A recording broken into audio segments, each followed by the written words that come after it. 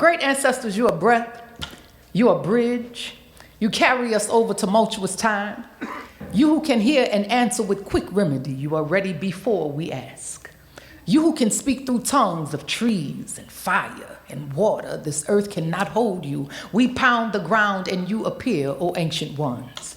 You who can make lightning strike with the flick of a skirt. You who can make tornado turn with the spin and span of hips, take us there, to the place of knowing, to the hall that leads to the doorway of you, O holy ones, you of the first light. You who know the potential of possibility pulsing in the dark, deliver us unto our gifts.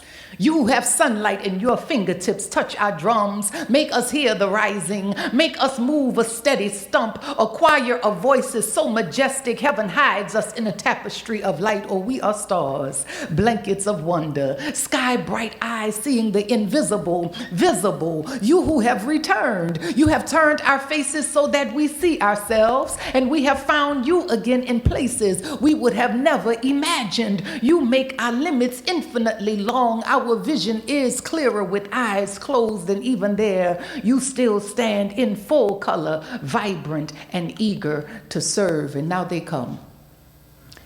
They come coffled and cuffed, their feet heavy with uncertainty. You can hear them breathing from miles away, shallow and short.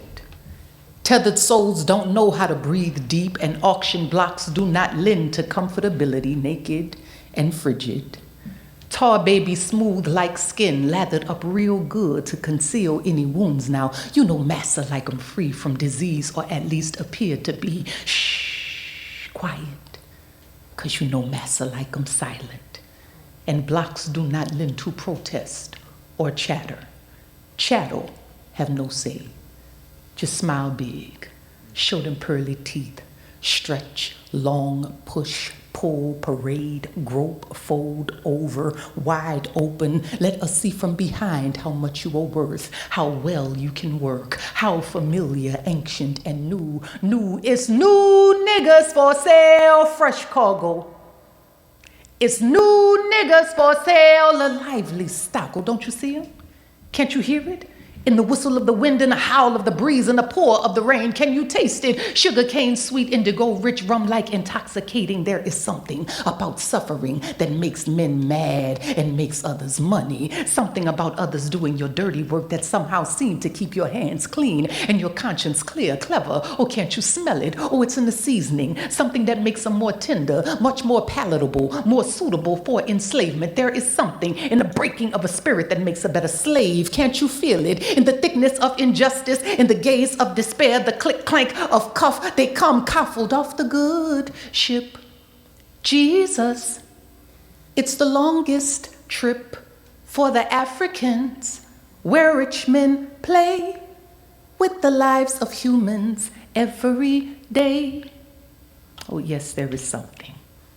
There is something about suffering that makes men mad and makes others rebel. All right.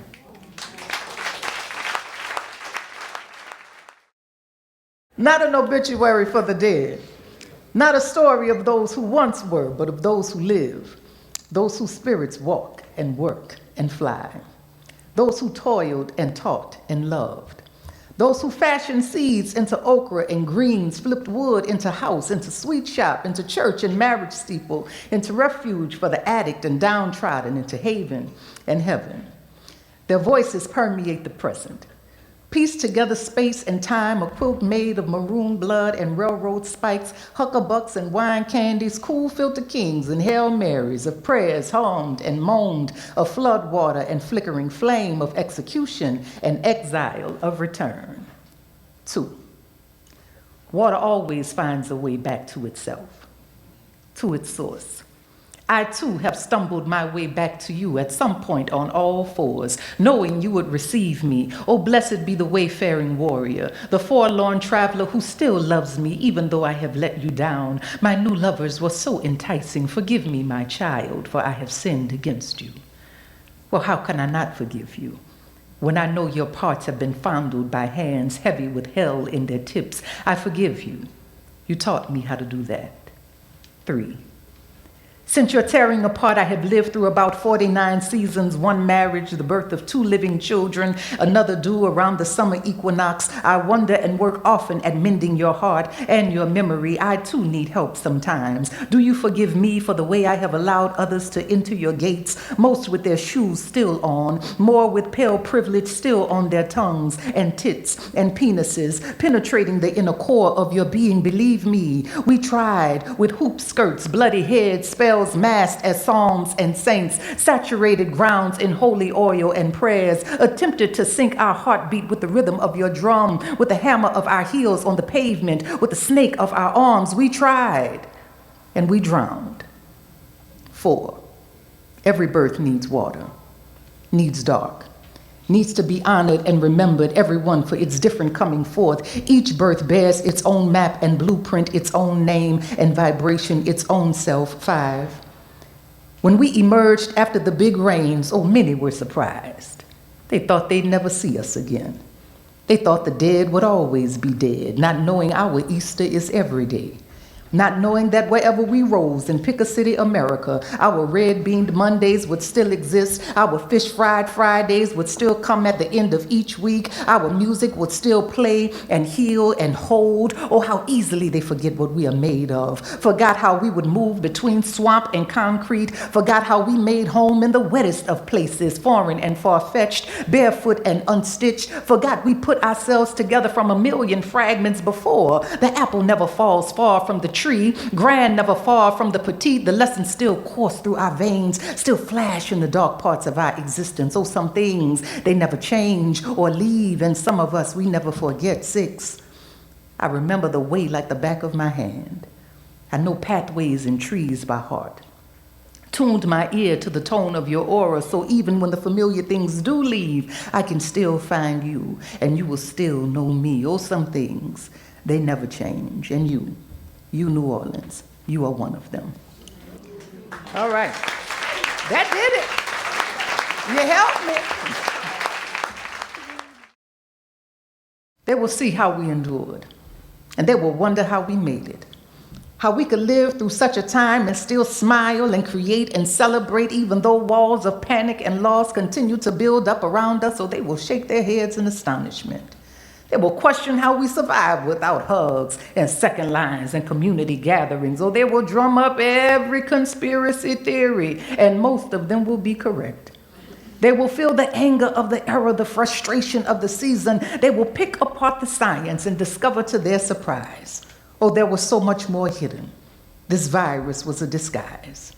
They will tremble at the revelation, and tears will come to their eyes, for they will see the essence of being in the living and those who died. Or when they read, they will see how this time provided a shift in foundation and frequency, how it challenged outdated systems and let go of antiquated beliefs, how we were forced to grow our courage and practice care in the midst of grief. Or when they research about these days, from the uprisings to the downfalls, they will unravel the knots.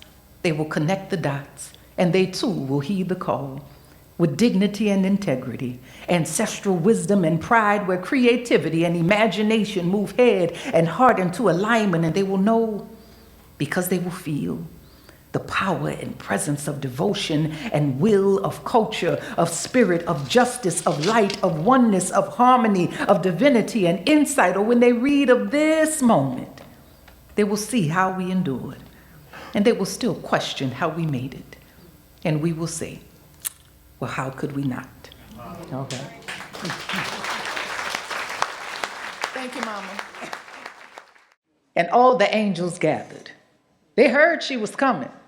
Then the great God said, look, all my churn is special, but the one who is returning today, ooh, she a real treat. Oh, everyone was excited. They all knew who she was, but one yelled, ooh, ooh, ooh. Is it the story child? Before he could even get it out, there was a fluttering sound that came from the south side of heaven. Then they heard, Petey! What you say, Petey? Lord, even the great God held his head and said, well, I'm not surprised. She always had to do things her way. St. Peter, go and let her in. All the angels smiled and everyone turned around just to get a glimpse of the one who had returned. But oh, when they looked, what a glorious sight. Here come Adela strutting, then sashayed her way into the light. Oh, every angel bowed, everyone called her name, and they covered her in purple, then gave her wings, an overwhelming celebration, one like never before. They all grabbed their glasses, then headed to the floor. See, for every soul that departs, all the angels take their stations.